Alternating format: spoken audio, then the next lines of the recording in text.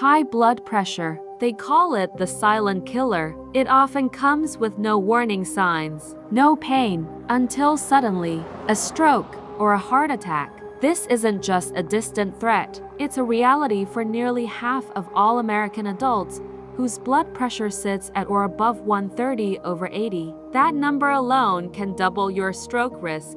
Millions of people have it and don't even know it, precisely because the symptoms rarely show up. That's why awareness is everything. And taking control is your greatest power. So, what do those numbers on the cuff really mean? Blood pressure is the force of your blood pushing against your artery walls. The top number, your systolic pressure, measures that force when your heart beats. The bottom number, the diastolic, is the pressure between beats. A normal reading is under 120/80. Once your systolic number hits 120, it's considered elevated. Stage 1 high blood pressure begins at 130/80, and stage 2 starts at 140/90. If your numbers ever hit 180/120, that's a hypertensive crisis, a medical emergency that needs immediate care. Why is it so dangerous? Think of your arteries as flexible hoses. High pressure constantly pounds against their walls,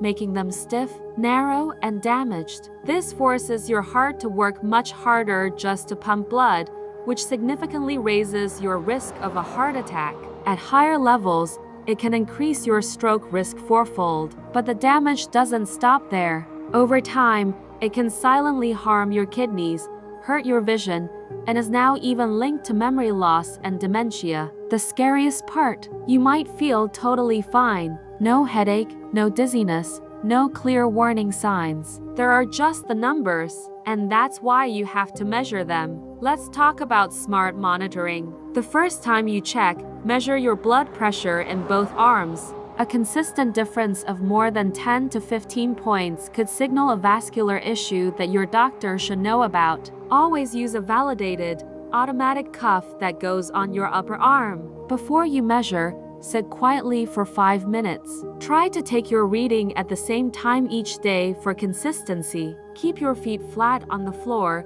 your back supported, and your arm resting at heart level.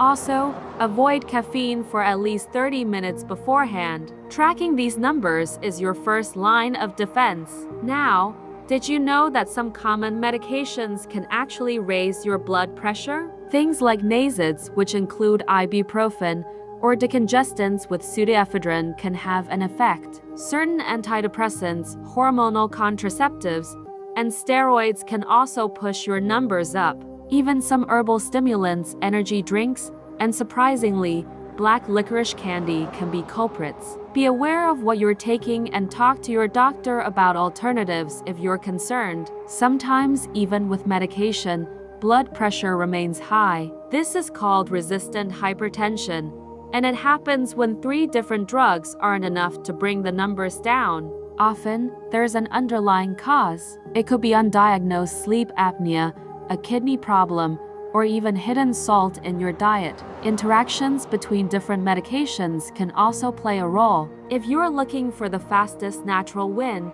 look no further than your salt shaker. Reducing your sodium intake can lower your blood pressure in a matter of hours. Aim for around 1,500 to 2,300 milligrams per day.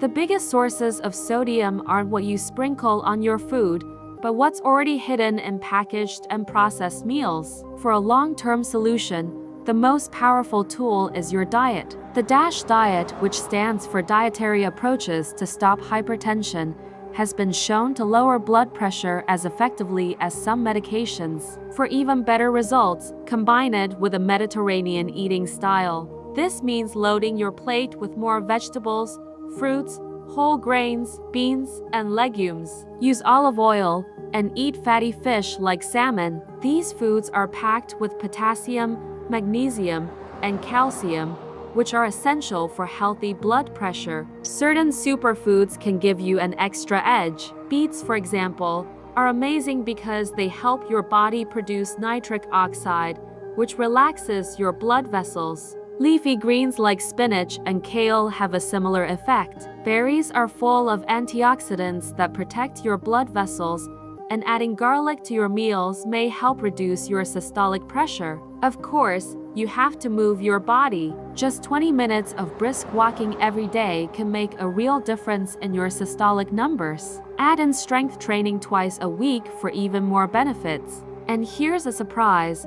Isometric exercises, like a simple wall sit, are incredibly powerful for lowering blood pressure. Just be sure to avoid heavy straining if your pressure is currently uncontrolled. Never underestimate the impact of stress and sleep. Chronic stress keeps your cortisol levels high, and high cortisol means high blood pressure. A simple technique like slow, deep breathing can lower your numbers almost instantly. Making meditation a regular practice can reduce your readings long term. And please, prioritize your sleep. Aim for 7 to 9 hours a night, and if you suspect you have sleep apnea, get it treated. Your weight also plays a crucial role. Losing even 10 pounds can significantly lower your systolic pressure. Staying hydrated is key, so drink plenty of water throughout the day to support healthy circulation. And try swapping sugary drinks for green tea or hibiscus tea, both of which have been linked to better blood pressure control. What about your morning coffee? For most people, it may cause a small, temporary spike, but moderate intake is generally considered safe. If lifestyle changes aren't enough, there are excellent medication options available. Diuretics help your body get rid of excess fluid. ACE inhibitors and ARBs work to relax and widen your blood vessels. Calcium channel blockers also widen arteries, while beta blockers reduce your heart's workload. Your doctor can help you find the right option for you. Let's put it all together into a daily routine. Start your morning by hydrating, doing some light stretching, and taking a short walk. At midday, focus on whole foods and low-sodium meals. In the evening, wind down with a breathing routine and limit your screen time to prepare for restful sleep. It's this consistency that truly protects your heart for the long haul. High blood pressure does not have to control your life. Small, daily actions create real, measurable results. Check your numbers. Cut the salt. Move your body. Eat whole foods. Manage your stress. Sleep deeply. The power is in your hands, and the best time to start is today. Thank you for watching. Remember to like and subscribe.